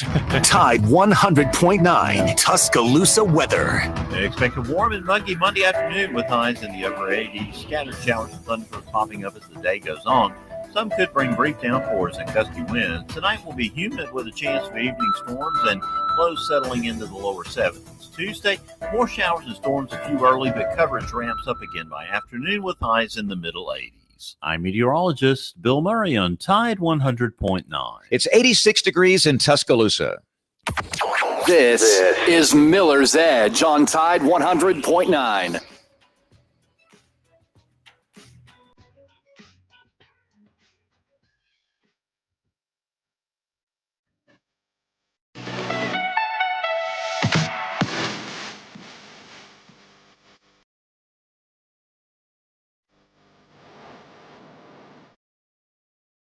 And welcome back into the Miller's Edge, Tide 100.9, 1230 WTBC, presented by the Good Feet Store, America's Art Sport Experts. We only got a couple minutes left, and obviously we're not going to have nearly enough time to dive into the expanded playoff talk, but no worries. That gives us plenty to talk about tomorrow. Again, it is a Talking Tuesday tomorrow, meaning we're expecting to talk with you guys. That's where you guys are the co-hosts, right? You guys pretty much take over. But we will talk a lot about that tomorrow. That being said, since we only have a couple minutes left, there was a funny video, though. I think it's from the Dynasty. They just posted this. I just was looking at this a second ago. And it was A.J. McCarron giving a quick little story about, his time, back with Alabama and the whole workout program. And it brought back memories for me because he's talking about the 110s, man. And anybody that played football here, I mean, if you mention the word 110 or the number 110, I mean, it literally gives you flashbacks, and it hits you to the core, man. Those things were brutal during the summer workouts of Coach Cochran. Well, A.J. McCarron was giving a quick little funny story about they're supposed to run 16 of them, and they ended up going to 36. We never got that high. We had one time, and maybe I'll bring Shank Alphonse Taylor on the show because we were supposed to run, I forgot, like 17, 18. Normally, we used to run like the number of championships we were going for or we had. I can't remember exactly. But anyway, if you didn't make your times, Coach Cochran would add on to them. So we'll close out with this. This is AJ talking about his experience having to run 36 instead of 16. I remember our first day on campus, mine and Trent's, and we were supposed to run 16 110s. And it was, again, them coming off a great year in 08, but falling short. So you knew these workouts were going to be tough, like learning how to finish. That was the whole motto. And we went out to run 110s. Everything's timed, and you got to make it through the line on every one. And you get a 30-second, if that, it seemed like 15-second rest in between. We ended up running 36 of them. Can't bend over. Yep, can't bend over. If you didn't make it, they added one. We ended up running 36. Chris Rogers, a cornerback for us, goes through the line on the last one. They already had 2 medic trucks sitting out there when we went out there, and I was like, what the hell do we have medic trucks out here for? And he went through the line on the last one, face first into the grass. He is out. They put him on the stretcher, and I just remember looking around like, what the hell did I get myself into? You guys have no idea that is the truest thing, man. And when I tell you, I even had experience with one of our teammates literally falling ass up, face down in the ground, but literally just collapsed and having to cart people off. I mean, yeah, talking about intense workouts. That is real. So everything he just said, I wasn't there for that one, but we had our own version of when I was there. So I know exactly what he's talking about, which is crazy because it brings back memories. That being said, we got to get out of here. Got to make room for T-Town Sports Daily. Appreciate everybody hanging out with us, all the phone calls, all the listeners, Chase Behind the Glass. Everybody, man, appreciate all the contributions. Thank you guys for all the birthday wishes as well. That means a lot to me. All y'all support and love definitely means a lot. Big thanks to Julene and Ragged as well for singing me happy birthday on the phone. That was awesome. So thank you guys. I truly mean that from the bottom of my heart. That being said, we got to get out of here, but we will see you guys tomorrow right here on the Miller's Edge, Tide 100.9, 1230 WTBC, presented by the Good Feet Store, America's Art Support Experts.